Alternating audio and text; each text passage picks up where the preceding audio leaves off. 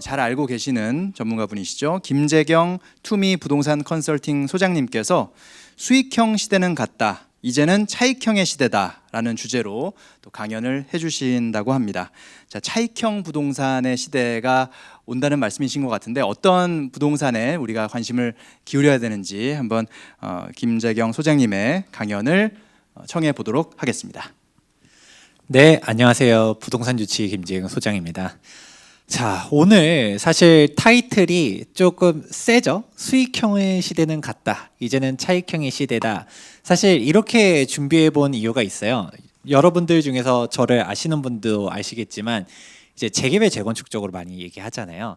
그러고 아파트 투자에 대한 전망이라든지 여러 얘기들 전달이 되는데 오늘 주제를 어떤 걸로 할까요? 라고 했었더니 혹시 수익형 상품에 대해서 다뤄주실 수 있나요?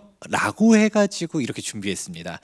그러면 뭔가 사실 여러분들 생각하실 수가 있어요. 수익형 시대는 갔다라고 했는데 사실 간지 꽤 됐죠? 차익형의 시대는 계속적으로 오고 있고요. 아까도 여러분들이 보셨었을 때 이제 의견마다 좀 다를 수 있어요. 앞에서 이제 고종원 원장님께서도 이번에는 이제 수익형의 시대가 올 것이다. 그러고 이제 아파트는 조금 조심해야 된다. 이렇게 얘기하셨는데 약간 저랑 의견이 다른 바가 있지만 여러분들이 이제 고 원장님 의견과 제 의견 각자 비교해 보시고서 어떤 게 맞는 것 같은지는 여러분들이 판단해 보시면 좋을 것 같습니다.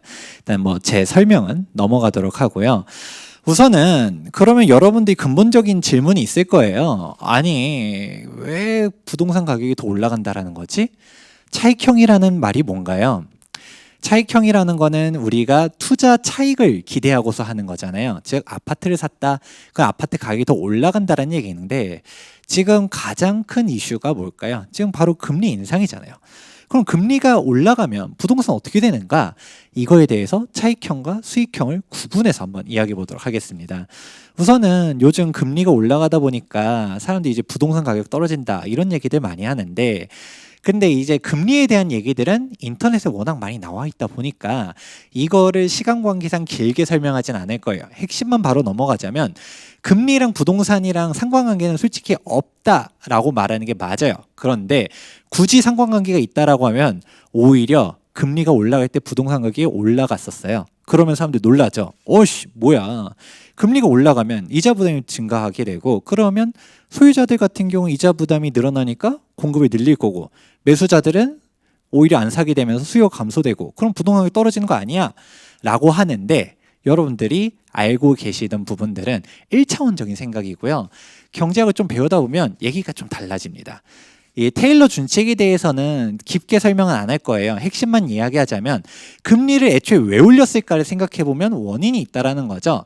테일러 준칙이 실질적으로 무조건적인 지표다라고 할 수는 없지만 실질적으로 그렇게 간다라는 걸 알 수 있는데 두 가지 틀이 있어요. 바로 인플레이션율이랑 경제 성장률이죠.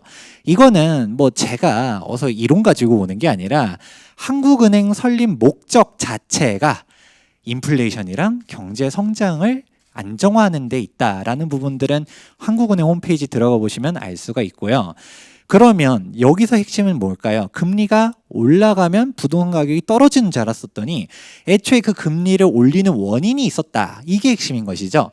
그게 뭐냐? 금리를 애초에 왜 올렸을 거예요? 한국은행에서 금리를 올린 이유는 현재 인플레이션율이 높다든가 아니면 경제 성장이 호황이기 때문에 높였었겠죠.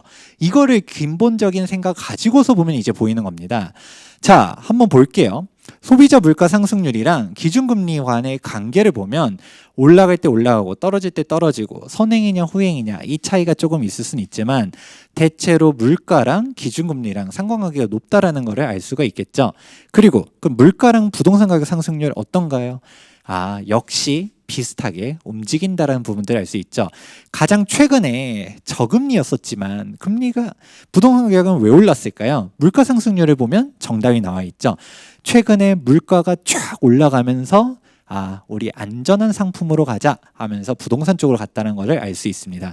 그럼 여러분들이 가장 결론 기준금리랑 부동산 가격 상승률과 결합을 하면 어떻게 되나요? 아이러니하게도 여러분들이 기존에 알던 상식이랑 좀 다를 거예요. 금리가 올라가던 시기에 오히려 부동산 가격이 올라간다는 것들을 알 수가 있죠. 그러면 최근이 약간 좀 달랐는데 그동안은 같이 좀 비슷하게 움직이다가 최근은 완전 저금리인데 부동산 가격은 폭등을 했었죠. 왜? 우린 앞에서 봤었죠. 바로 물가 상승률이 이렇게 높았으니까. 그건 제가 얘기했었잖아요. 금리를 왜 올렸어요? 물가 상승률 혹은 경제 성장률. 근데 요즘 경제 성장률이 그렇게 높다라고 체감되진 않죠. 바로 물가 때문에. 그런 부분들을 보다 보니까 이걸 어떻게 할 것이냐라는 것인데 사실 한국은행 같은 경우는 금리를 올린 이유가 있죠. 지금 돈이 너무 많이 풀리고 있어요. 그러면 한은에서는 이걸 어떤 식으로 완화를 해야 될까요? 완충하는 방법으로 금리를 올린다라는 부분들을 알 수 있는데 근데 여러분들이 중요한 거는 금리를 올리는 게 중요한 게 아니라 정부에서 돈을 그만 푸느냐가 중요한 건데 정부가 돈을 그만 풀까요? 아니죠. 계속 풀고 있고 지금 추가 경정 예상도 장난 아니고요. 무엇보다 통화량을 보게 되었을 때 야, 이렇게 계속 올라가는구나. 우리가 M2를 놓고 보았으면 2000년대 초반이랑 지금 현재랑 비교해 보면 400% 넘게 통화량이 풀려 있어요. 어렵게 볼 거 없습니다. 여러분, 10년 전에 10억과 지금의 10억의 가치 같나요? 다르죠. 그러면 자산가들이 생각하는 거는 그거예요. 지금 부동산 가격이 많이 올라가는 거는 팩트예요. 아, 너무 많이 오른 것 같아. 근데 왜 더 부동산을 살까? 지금 돈이 너무 많이 풀리고 있다 보니까 이걸 어떻게 할 수 없다라는 거죠. 10년 후에 10억은 어떻게 될까? 이렇다 보니까 인플레이션 했지. 그러면서 우리가 실물 자산으로 움직여지는 것이죠. 에셋 파킹이라는 용어들도 왜 나타나는지를 생각해 보시면 좋을 것 같습니다. 자, 그렇게 되면서 저는 어떤 얘기를 하냐. 일단 여러분들이 무주택자다라고 하면 고민하실 건 없다라고 생각하고 있습니다. 일단 부동산을 사시는 게 맞고요. 솔직히 어깨까지 온 거 아니냐? 동의는 합니다. 어깨까지는 왔겠죠. 이렇게 많이 올랐는데. 근데 문제는 우리가 어깨인 줄 알고 안 샀더니 이 꼭지가 언제까지라는 걸 알 수가 없다는 것이에요. 우리 그런 얘기들 인터넷에 많잖아요. 아, 어깨인 줄 알고 팔았더니 기린이었다. 목이 계속 늘어나. 야, 도대체 꼭지는 언제 오는가? 우리는 16년도도 꼭지인 줄 알았고 18년도, 19년도, 20년도, 21년도 하다못해 21년도에는 뭐 어떤 얘기가 많았었나? 2021년도 6월 1일에 각종 세금들이 터지니까 폭락한다 얘기 많았었지만 그런 거 없었죠. 지금 벌써 아크릴리오파크가 42억을 실거래가 찍었습니다. 그러면 사실 이제 서울의 장이 다시 또 온다라고 보고 있거든요. 여러분들은 꼭지가 언제인지 정확히 모를 수 있어요. 그리고 솔직히 어깨인 것도 저는 맞다라고 생각해요. 근데 전문가들마다 좀 다르지만 한 3년 뒤에는 떨어질 수 있다. 왜? 공급량을 가지고서 얘기하죠. 그 공급량을 자세히 보게 되면 2023년도까지는 바닥을 기어요. 근데 2024년, 5년부터는 다시 공급이 늘기 때문에 이때는 좀 위험할 수 있다라고 얘기합니다. 그러면 그건 그때 가서 고민하면 됩니다. 적어도 반대로 말하면 최소 2, 3년은 올라간다라고 해석할 수도 있는 거거든요. 그러면 이게 어깨라고 한다 하더라도 이게 3년 뒤가 정확히 어떻게 될지 몰라도 딱 적어도 2, 3년 올라가겠네? 그럼 샀다가 가지고 있다가 그 다음에 부동산 통계라든지 각종 정책이라든지 하다못해 여러분들은 당장 내년 대선이 어떻게 될지도 모르잖아요. 그런 방향성들을 보고서 움직여도 늦지 않다라고 보고 있습니다. 자, 그런 식으로 보다 보니까 제가 얘기해드렸죠. 아직도 차익형의 시대라는 거예요.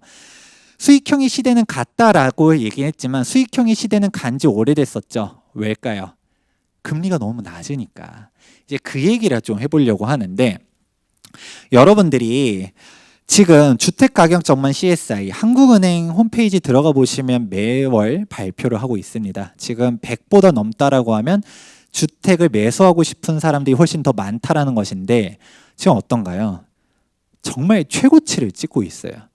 지금도 전세를 찾는 사람 생각보다 없는 거 아세요? 전세가 거래가 생각보다 안 돼요. 왜냐? 전세를 찾기보다도 매수를 하려고 하죠. 그리고 매물 자체도 많지 않은데 여기서 새낀 매물 말고 실거주 가능한 매물이 정말 귀합니다. 그렇게 하다 보니까 지금 다들 집을 마련하려고 움직이는데 이게 마지막 불의 장이다 라고 생각하시는 분들도 있을 수 있겠지만 저는 여러분들이 진짜 무주택자다 라고 하면 빨리 사셔라. 아직 늦지 않았다. 우리가 어깨라고 생각하지만 이 목이 언제까지 늘어날지 알 수 없기 때문에 제가 아까 통계 보여드렸죠. 금리가 올라갈 때 오히려 부동산 가격은 더 올라갔었다. 여러분들 이것만 생각해 보시면 앞으로 인플레이션 더 어떻게 될 것인가? 정부가 돈을 덜 풀 건가 더 풀 건가? 대선이 다가오잖아요. 공약들을 내세울 때 긴축 정책을 내세울까요? 절대 그렇지 않다고 보고 있거든요. 결국은 이게 집값이 잡힐 요인이 거의 없다라는 게 핵심입니다. 그러면 제가 사실상 이 정답은 차익형에 대한 내용들을 말했다라고 볼 수 있어요. 그러면 오늘의 주제가 뭐였을까요? 수익형 부동산은 그럼 어떻게 봐야 되는가? 앞에서 고 원장님이 뭐라고 했나요? 부동산 가격이 거품이고 이제 꺾일 때쯤에는 수익형의 시대가 온다. 맞아요. 그건 팩트입니다. 아파트 가격이 침체될 때 그때 상업용 부동산들이 뛰어 올라갑니다. 근데 아직은 아니라는 것이죠. 자, 한번 생각해 볼게요. 그 원인은 가장 근본적으로 있습니다. 여러분, 투자를 했을 때 내가 수익률 한 몇 퍼센트면 좋을 것 같다라고 생각하시나요? 몇 퍼센트 수익률이 줘야 만족할까? 마음속으로 한번 생각해 보시면 좋을 것 같아요. 몇 정도면 될까? 5%면 행복할 것 같은데 3%만 돼도 그게 어디야? 생각할 수 있겠죠. 내가 원하는 목표 수익률이 있을 텐데 이거를 정확하게 산정하면 이렇습니다. 요구 수익률이라고 하거든요. 이 요구 수익률이라는 거는 무위험률에서 더하기 위험 할증률이에요. 말이 좀 어렵죠? 쉽게 표현하면 이거예요. 내가 무위험률의 가장 결정적인 게 바로 무엇이냐? 금리죠. 우리가 은행에 넣어놔도 예를 들어서 예금금리 요즘 몇 퍼센트죠? 1금융권 기준으로 해서는 한 1%대죠. 그런데 지금 은행에 넣어봐봤자 돈이 안 되다 보니까 은행에 넣어놓으면 안 되겠다. 인플레이션율 생각하면 마이너스다. 그래가지고 부동산에 투자하잖아요. 그런데 기준금리가 막 올라가요. 기준금리가 올라가가지고 예금금리만 해도 3%, 5% 이렇게 된다라고 해볼게요. 그러면 지금 우리가 아까 수익률 다시 생각해 볼까요? 아까 5% 수익률이면 괜찮겠다 생각했는데 아니 예금금리만 5%래. 그러면 여러분 투자하겠어요? 안 하겠어요? 안 하지. 왜? 우리가 그 부동산 투자를 함으로써 위험, 즉 리스크도 지고 있잖아요. 굳이 똑같은 수익률이면 예금으로 가지 뭐하러 그렇게 가는가? 라고 할 수 있겠죠. 즉 금리가 어디에 영향을 미치냐? 요구 수익률에 영향을 미친다라는 게 핵심인 거죠. 그러면 지금까지 상업용 부동산들이 왜 올랐을까? 이거는 정답은 여기에 있죠. 왜? 일단 첫 번째 요인. 부동산 가격이 하락장이 왔었어요. 우리가 2009년도부터 부동산 가격이 떨어져요. 그러면 돈이 있지만 돈이 갈 데를 못 찾는데 어떻게 투자해야 될까? 지금 막 증시도 막 날아다니고 막 이거 어떻게 하다가는 막 진짜 잘못하면 한강 갈 수도 있겠네? 이런 생각하니까 좀 안전한 데 가려고 했더니 상가 수익률이 5%예요. 3%예요. 그러니까 지금 은행 금리 생각해 보니까 거기로 넣어야겠어. 상업용 부동산 쪽으로 많이 갔었고 상업용 부동산에 대한 월세는 사실 그대로던가 아니면 오히려 떨어졌었죠. 왜? 금융위기가 터지면서 장사가 잘 안 됐었잖아요. 그럼에도 불구하고 상가 가격은 왜 올라갔었냐? 요구 수익률이 떨어졌으니까. 그렇게 해서 올라간 거였는데 지금 금리가 더 떨어지기가 어렵죠. 왜냐? 1%대 금리까지 왔으니까 오히려 올라가는 시기죠. 그러면 상가는 솔직히 옥석이 가려지겠다. 다 올라가는 시대가 아니라 진짜 잘못 잡으면 큰일 날 수가 있겠다라는 걸 생각해 볼 수 있다는 것이에요.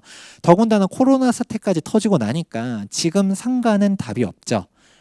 더군다나 이게 전통적인 시장에서 뉴노멀 시대로 이제 움직여지면서 어떻게 되나요? 아예 시장이 달라지죠. 트렌드가 변화돼요. 기존의 전통적인 상권이 아니라 배달업으로 갖다가 많이 재편되고 있고요. 즉 오피스 수요도 전혀 달라지고 있죠. 프롭테크 기업 같은 경우는 전통적인 사무실이 아니라 우리는 요즘 뭐 메타버스다 이런 얘기들도 심심치 않게 들리고 있는데 지금이야 너무 앞서 나간 거 아니야? 할 수 있지만 언젠가는 그렇게 될 수도 있겠죠. 그러면 상업용 부동산이 어떻게 필요한가? 오히려 주택은 계속적인 수요가 있어요. 왜? 어차피 우리는 살 집이 필요하잖아요. 근데 상가는 좀 다시 생각해 볼 필요성도 있다라는 것이죠. 지금 상가 공실률은 계속적으로 높아지고 있어요. 상가 수익률도 계속 떨어지고 있고요. 이런 와중에 상가를 투자한다. 이거는 좀 잘 생각해 볼 필요성이 있다라는 거를 얘기해 드리고 싶습니다. 자, 그러면 차익형과 수익형을 얘기를 했었었는데 제가 결론은 뭐라고 했었었나요? 수익형이 아니라 차익형이다. 근데 요즘은 수익형이 워낙 안 되다 보니까 수익형도 차익형의 탈을 쓰고서 움직이는 상품들이 존재해요. 바로 무엇일까요? 오피스텔이랑 꼬마 빌딩이 딱 차익형으로 접근돼요. 하나씩 이야기해 볼까요? 요즘 꼬마 빌딩 가격대도 어떤가요? 미친 듯이 올라가죠.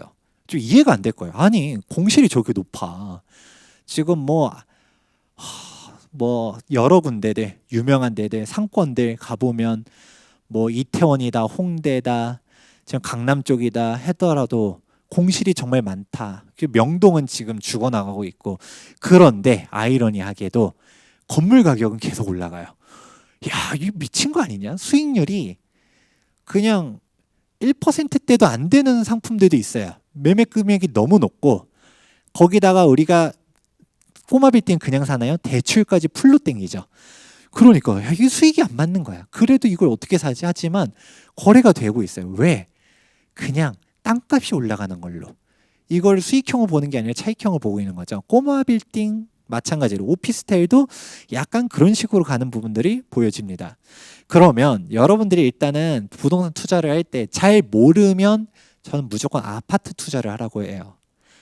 다른 상품들은 사실 좀 더 공부가 필요하거든요. 근데 이거를 확실하게 알 수 있는 기준점을 하나 알려드릴게요. 바로 무엇이냐면 소유권을 보시면 돼요. 아파트가 아니지만 올라가는 부동산 상품들이 있어요. 그 공통점들이 무엇이냐? 땅을 혼자 소유하고 있는가? 자, 단독주택 많이 올라갔죠? 소유권이 한 명이에요. 다가구 주택 소유권이 한 명이에요. 다세대 같은 경우는 8세대로 쪼개져 있다. 그건 소유권이 8명이겠죠. 그렇다 보니까 상가주택, 단독주택, 다가구주택은 올라가지만 빌라는 잘 안 올라가는 이유가 여기에 있습니다. 일부 업자들은 그렇게 얘기하죠. 빌라 막 팔면서 강남에 땅 한 평이라도 있어야 된다. 강남 땅값이 어떻다. 야, 지금 아파트들 대지지분으로 따지면 얼마 안 되는데 이거 빌라 땅값이 어떠냐라고 하는데 그 땅의 가치를 활용하려고 하면 8세대를 다 매입해가지고 멸시를 시켜야지 땅을 활용할 수 있겠죠.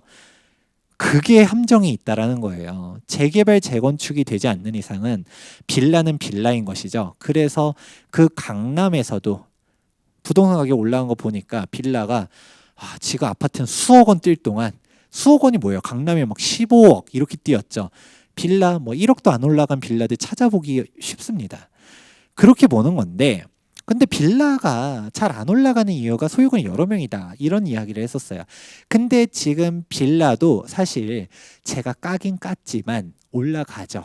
그런데 이 몇 천만 원 올라가는 것도 수익률로 접근하면 생각보다 높다라는 거 아세요? 내가 무주택자예요. 여러분들이 제가 무주택자면 집을 사란 이야기 했었습니다. 근데 누구나 아파트를 살 수는 없죠. 돈이 없으면.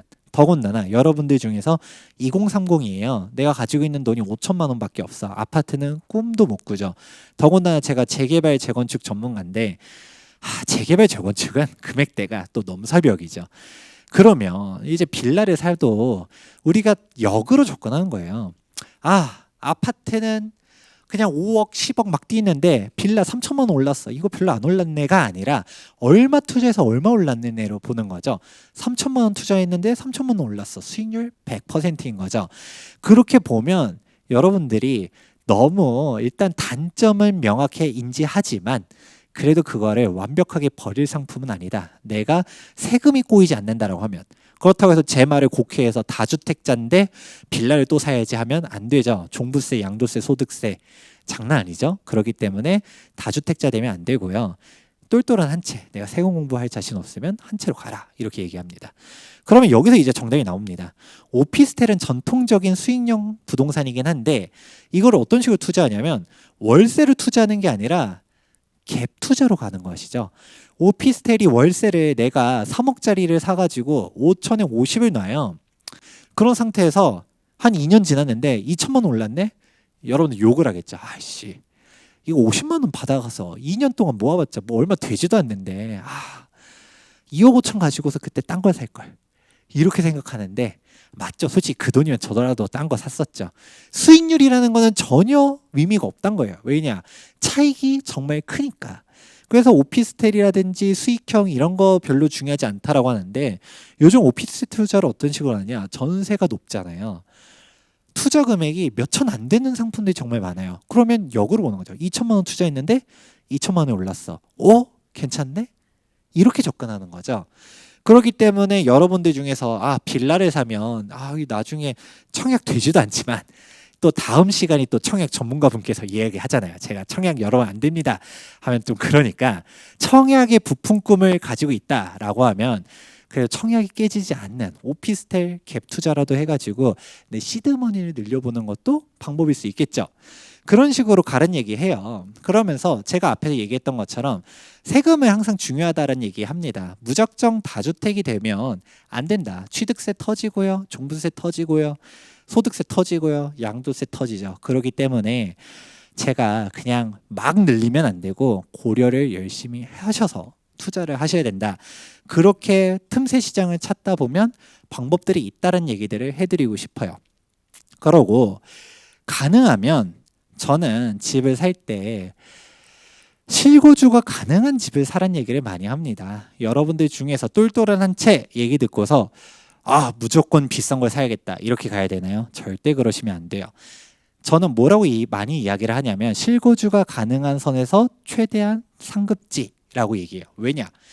실거주가 가능하단 말은 무엇인가요? 내가 이 다주택자 중과세율 이거 붙는 거는 말도 안 되는 투자예요. 최고 세율이 어떻게 되나요? 45%에서 30% 중과가 붙으면 75%고요. 지방세 10%가 또 붙죠.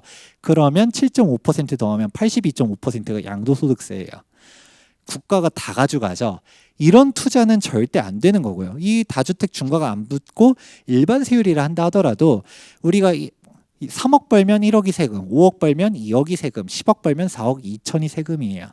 그러니까 우리가 10억 벌만한 상품으로 가는 거 중요하죠. 근데 내가 강남을 샀는데 실거주가 안 돼. 전세가 너무 높아.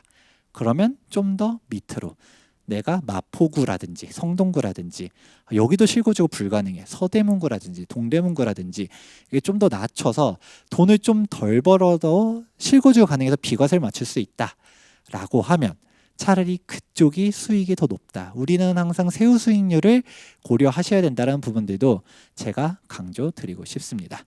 그러면 여러분들이 이렇게만 얘기하면 약간 조금 아쉬운 분이 있을 수 있을 것 같아서 조금 더 팁을 드릴게요. 참고로 저희 집안은 다주택자인데 그러면 적폐 집안이죠. 그럼 여러분들이 생각할 거예요. 야, 너 세금 고려하라며 똘똘한 한 채로 가라며. 근데 왜 또 너네는 어떻게 다주택이야? 라고 할 수 있는데 방법들은 많아요. 틈새 시장들이 있어요. 근데 여러분 세금 공부를 열심히 할 거 아니면 쉽지 않다. 근데 여러분이 가장 하기 쉬운 방법을 하나 알려드리면서 마무리를 해보도록 하겠습니다. 바로 무엇이냐면 우리가 양도소득세를 기준으로 사람들이 많이 생각하죠. 자녀들한테 집을 사줘라 이렇게 얘기하는데 그러면 아까 이야기했잖아요. 보통은 양도세를 보통 기준으로 생각해요. 그러면 야 자녀한테 사줘도 다주택자 준 거 아니냐. 맞아요. 우리가 세대 분리를 하려면 셋 중 하나에 충족해야 되죠. 만 30세 소득 혼인 셋 중 하나에 충족한 상태에서 별도의 독립 주거 공간을 갖춰야 되겠죠. 그런 상태에서 그래야지 별도로 독립세대주로 인정을 해주는데 아직 애가 학생이야. 막말로 미성년자야. 그럼 어떻게 하죠? 상관없어요. 양도세라는 거는 뭔가요? 양도 차익이 발생하면, 즉 양도를 할 때가 과세 기준일이죠. 그렇기 때문에 양도소득이 발생하지 않았다라고 하면 양도소득세는 과세되지 않습니다. 그러면 내가 애들 명의로 사줬는데 애가 나중에 10년 뒤든 20년 뒤든 1세대 1주택 비과세 요건에 충족할 수가 있어요. 이제 만 30세가 넘어간 거야. 아니면 소득이 생겨서 분가를 했어. 그러고 실거주까지 해서 비과세까지 맞췄어. 그러면 자녀는 비과세겠죠. 그렇기 때문에 양도세는 버티면 돼 라고 하는데 그러면 그동안 못 팔잖아요. 맞아요. 근데 애초에 이런 걸 고민하는 사람들이 무엇이냐. 1주택자인데 내가 더 사면 아까 뭐라 했죠? 종부세랑 소득세가 터져요. 근데 어차피 여러분들은 양도세까지 터질 것도 생각했었잖아요. 근데 양도세는 언제 세금이 줄어들지 모르죠. 하지만 우리가 자녀한테 사주면 명확하게 자녀가 성인이 된다라고 하면 세대 분리가 된다는 사실을 알고 있어요. 종점이 보이는 것이죠. 그리고 그 기간 동안 버틸 수도 있어요. 왜? 종부세는 인별과세가 원칙이에요. 공제는 세대를 합과하지만 우리가 세율, 가장 중요한 이 다주택 세율이 어떻게 적용되느냐, 이 조정대상 지역 내 2주택, 전국 3주택 이 세율 자체가 2배가 되는 거는 인별로 따져요. 아빠가 한 채, 엄마가 한 채, 아들이 한 채다. 그건 셋 다 1주택자 세율로 가는 거죠. 그게 중요하기 때문에 이거 상관없다. 그리고 소득세 같은 경우도 중요한데 인별과세가 원칙이지만 부부는 합산합니다. 그러면 지금 이 표와 같다면 아빠 한 채, 엄마 한 채, 아들 한 채인데 소득세를 안 내요. 왜일까요? 자, 생각해 볼게요. 아빠 집에는 가족들이 다 살고 있어요. 그러니까 뭐 거주주택이니까 뭐 세금 낼 게 없죠. 소득이 없으니까. 엄마가 가지고 있는 집은 전세를 놨네요. 근데 부부는 합산이라 했잖아요. 근데 2주택자는 전세 비과세예요. 전세를 막말로 40억짜리 논다 하더라도 세금 1원도 안 냅니다. 근데 이제 아들 집이 있는데 월세를 받고 있네요. 우리가 고가주택이 아니라고 하면, 여기서 말하는 고가주택 기준은 공동주택 가격 9억 초과를 하지 않는다면, 그러면 월세가 비과세예요. 이거 미성년자라 하더라도 상관없습니다. 그러면 여기서 중요한 거죠. 애들이 월세를 1,000만 원을 받아도 세금 안 내네. 그럼 똑같이 3주택자지만 버틸 수가 있다. 여러분들 중에서 주변에 이런 사람들 있을 거예요. 저 투자 잘했어. 이제 A주택 10억 벌었고요. B주택 5억 벌었고 C주택은 7억 벌었습니다. 근데 세금이 꼬여 있어. 그래서 팔고 나면 남는 게 없네. 이러면 안 되잖아요. 그렇기 때문에 항상 제가 강조드리는 게 세금 세팅. 그런 식으로 보셔라 라고 이야기해 드릴게요. 여러분들이 그러면 마지막으로 가장 중요한 건 무엇일까요? 부동산 가격이 어디까지 움직이느냐. 이렇게 다주택자 규제를 강화하다 보니까 똘똘한 한 채로 가는 거죠. 팩트는 이거입니다. 현재 대통령님 취임 이후로 전국적으로 부동산 가격이 어마어마하게 올랐죠. 제일 많이 올라간 데는 서울 수도권, 그리고 대대광 중심지들이 많이 올랐고, 수도권으로 본다 하더라도 서울을 위시한 중심 지역들이 많이 올랐다라는 부분들을 알 수 있습니다. 그러면 여러분들이 생각할 거예요. 이렇게 많이 올랐는데 지금도 서울인가? 네, 서울이에요. 우리 상반기만 놓고 보면 사실 전국적으로 불회장이 왔거든요. 그렇게 안 올라가던 제주도도 다시 미쳐 돌아가는 게 지금 시장입니다. 그런데 아이러니하게도 다시 서울을 바라볼 때가 왔어요. 바로 무엇이냐면 수도권들도 너무 많이 올라가다 보니까 광교가 17억이래, 위양도 16억이래. 이러니까 동대문구가 더 싼 것 같은데? 동대문구도 아직 16억인데 마포구, 성동구도 잘 찾아보면 33평형, 좀 동호수 좀 떨어지긴 하지만 그래도 17억 선에서 살 수 있는데, 아이러니하게도 서울이 저평가다라는 게 지금 시장이죠. 근데 제가 얘기해드렸죠. 맨 처음에 반포 아크릴리오파크가 42억을 찍었어요.